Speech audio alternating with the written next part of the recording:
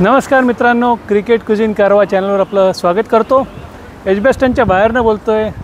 5 दिवस गेले इथे येत होतो आणि आज ते इथे येण्याची काय म्हणतात ती मेहनत फळाला आली आहे। कारण भारत एजबेस्टनवर पहिल्यांदा कसोटी क्रिकेट सामना जिंकलेला आहे। म्हणजे भारत 1932 सालापासून इंग्लंडला येतो आहे, पण एजबेस्टनला आपण आत्तापर्यंत टेस्ट मॅच जिंकू शकलो नव्हतो। ती किमया या शुभमन गिलच्या संघाने करून दाखवली आहे आणि खरंच एक अतिशय सुंदर, दिमागदार आणि दणदणीत असा विजय आपण मिळवला आहे। इंग्लंडला त्यांच्या बॅसबॉल संस्कृतीवर परत विचार करायला लावेल असा विजय मिळवला आहे। कारण आपण 608 धावांचं जे लक्ष दिलं होतं ते जेव्हा शक्य नव्हतं कुठच्याही संघाला चेस करण्याचं, तेव्हा इंग्लंडकडे अशी फलंदाजी होती का की जी टिच्चून तंबू ठोकून राहील तिकडे आणि पूर्ण दिवस खेळून काढेल। पण ते त्यांच्या संस्कृतीत न बसल्यामुळे ते शॉट्स खेळायला गेले, त्याच्यात आऊट गेले आणि त्याप्रमाणे आपल्याला विकेट्स मिळत गेल्या। तर भारताचा विजय तर आहे, त्याच्या विजयाची मुख्य कारणं मी सांगतो तुम्हाला की बुमरा नसताना मिळवलेला विजय आहे। त्याप्रमाणे मॅचच्या सुरुवातीला जेव्हा बुमरा नाही कळलं आणि दुसरा मॅच विनर कुलदीप यादवच्या ऐवजी वॉशिंग्टन सुंदरला घेतला असं कळलं, तेव्हा अनेक क्रिकेट पंडितांनी टीका केली की वॉशिंग्टन सुंदर आणि कुलदीप यादव यांची तुलनाच होऊ शकत नाही। कुलदीप यादव हा मॅच विनर आहे, तर कुलदीप यादवला घेणं इथे गरजेचं नसेल तर विकेट कोण मिळेल? तर या सगळ्या प्रश्नांना शुभमन गिलने उत्तर दिलं आहे। आकाशदीपने अप्रतिम गोलंदाजी केली आहे। पहिल्या डावात इंग्लंडच्या आकाशदीप आणि सिराजने 10 विकेट काढल्या, मान्य आहे त्यावेळेला। कारण खरंच इथे जो ड्यूक बॉल आहे ना, तो 20 ओव्हरनंतर काहीही करत नाही। म्हणजे इतका तो सॉफ्ट होतो, त्याची शिवण आत जाते, काही होत नाही। त्यामुळे ड्यूक बॉल म्हणजे नवीन असतानाच तुम्हाला काय ते करावं लागतं। आणि असल्या विकेट्सवर अतिशय फ्लॅट विकेट्स यावेळेला इंग्लंडने केले आहेत, त्यांच्या बॅसबॉल करतात सुटेबल अशा, पण तेच त्यांच्या अंगावर ते शेकलं आहे असं म्हणेन मी।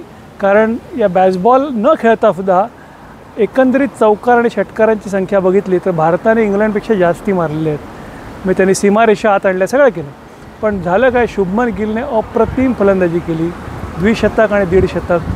मी असं सहसा बघायला मिळतं, मला भाग्यवान समजतो आहे, मला लाईव्ह बघायला मिळालं इथे। आकाशदीपने चांगली बॉलिंग केली, पहिल्या डावात सिराजने चांगली बॉलिंग केली आणि दुसऱ्या डावात मी आज सकाळी प्रसिद्ध कृष्णाला अखेर सूर गवसला। त्याला विकेट नसतील मिळाल्या, पण त्याची आज लेंथ बरीच उत्तम होती, पुढे होती। आणि जर का असं टिकलं असेल तर त्याला इंग्लंडमध्ये बॉलिंग करायचं कौशल्य किंवा कसब जे लागतं ते त्याला अवगत झालं असं म्हणता येईल। त्यामुळे हा विजय बऱ्याच अर्थाने महत्त्वपूर्ण आहे। एक तर मालिकेत आपण एक आता बरोबरीत आलो, लॉर्ड्सला आपण ताठमानेने समोर जाऊ। लॉर्ड्सचा आपला इतिहास बघता नजीकच्या काळातला आपण इंग्लंडला मारू शकतो नक्कीच।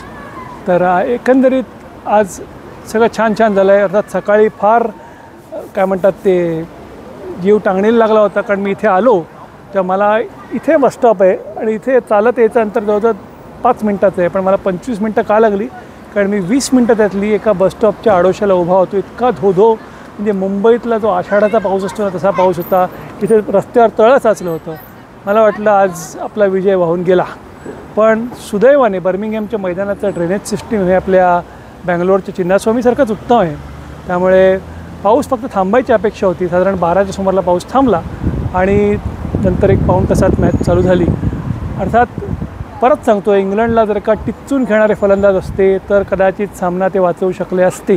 पण काल जेव्हा जो रूट आऊट झाला, मी आत्ता शुभमन गिलने पण पत्रकार परिषदेत तेच सांगितलं, टर्निंग पॉईंट कुठचा विचारला तर तो म्हणतो काल मी चौथ्या दिवशी ज्या 3 विकेट्स घेतल्या, बेन डकेट, क्राउली आणि जो रूट, हाच टर्निंग पॉईंट होता। हे जर का टिकले असते आणि आज इंग्लंड बिनबाद काही सुरुवात केली असती तर कदाचित ते खेळू शकले असते फक्त जो रूटच्या भरोश्यावर। कारण जो रूट हा असा फलंदाज आहे, तो थोडासा जुन्या स्टाईलचा आहे, जो टिच्चून खेळतात ना, म्हणतात नांगर टाकून खेळतात, आपल्या द्रविड म्हणा, पुजारा म्हणा यांच्या कॅटेगरीतला फलंदाज आहे। त्यामुळे जो रूट असतं तर कदाचित परिस्थिती वेगळी झाली असती। पण आपण 3 विकेट काल काढल्या आणि आज पावसानंतरसुद्धा जेव्हा सुरू झाली तेव्हा त्या पिचच्या एका साईडला, म्हणजे हे पॅव्हिलियन एंड तिकडे बर्मिंगहॅम एंड आहे, तर आकाशदीपने तिकडनं बॉलिंग करताना त्याला जो रफ पॅचचा फायदा मिळाला त्याने इतका सुरेख उठवला आहे की हॅरी ब्रूकची विकेट घ्या तुम्ही किंवा कोणाचे, म्हणजे आकाशदीपच्या टोटल ज्या विकेट्स आहेत त्या अप्रतिम आहेत। मला वाटतं टॉप 5 मधल्या 4 विकेट एक बॉलरने काढायची घटना इथे इंग्लंडमध्ये मला वाटतं 1978 साली ओव्हलला मायकेल होल्डिंगने काढले होते, त्याच्यानंतर आज आकाशदीपने काढलेत. म्हणजे हे इतकं इथे कठीण असतं, पण आकाशदीपने ती किमया करवली. आता मजा अशी आहे की पुढच्या मॅचला आपल्याकडे भरपूर चॉईस निर्माण झालं आहे. आकाशदीप संघात राहील, सिराज राहील, कदाचित कृष्णाच मला वाटतं बुमराकरता जागा निर्माण करून देईल.